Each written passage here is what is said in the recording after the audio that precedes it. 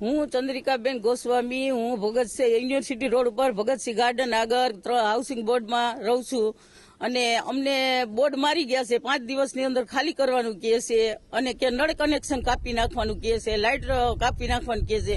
તો અત્યારે સાહેબ અમે દર ચોમાસે એ લોકો અમને આપે છે નોટિસ, તો દર ચોમાસે આપે ને આવી રીતે હેરાન કરે છે. તો શું કામ ઈ અમને એવી રીતે હેરાન કરે છે એમ. અને અમારી માંગણી એ છે અમે અમને મકાન દે ને કાં અમને ભાડું દે, બેમાંથી એક વસ્તુ અમને ઈ આપે. રજૂઆત તો કેટલી વાર કરી છે અને એ લોકો કઈ જવાબ દેતા જ નથી. અને એની મેળે મેળે નોટિસ મારી જ ગયા છે. હા, કોર્પોરેશન છટકવા જ માંગે છે. સાહેબ, મારું નામ કેતન મનુભાઈ જેઠવા છે. હું ગુજરાત ગૃહ નિર્માણ board university road Bhagat Singh garden પાસે રહું છું. સર, આજે આ લોકો દર વર્ષે ચોમાસા પહેલા આવીને અમને બોર્ડ મારી જાય છે અને દર વખતે અમે રજૂઆત કરી છે કે સર અમે અમારી રીતના રિપેર કરાવવા તૈયાર છીએ.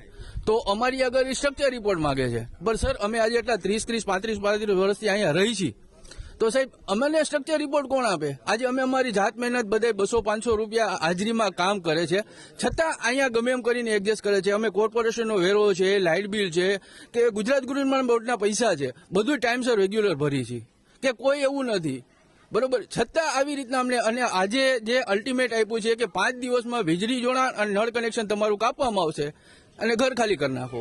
તો સર અમારે આટલા આજે 792 ઘર રહેવાસીઓ છે, આજે 4000 વ્યક્તિ અહીંયા રહે છે. એનું શું સર? નાના છોકરાઓ છે, મોટી ઉંમરના બૈરાઓ છે, કોઈ હોસ્પિટલાઇઝ છે.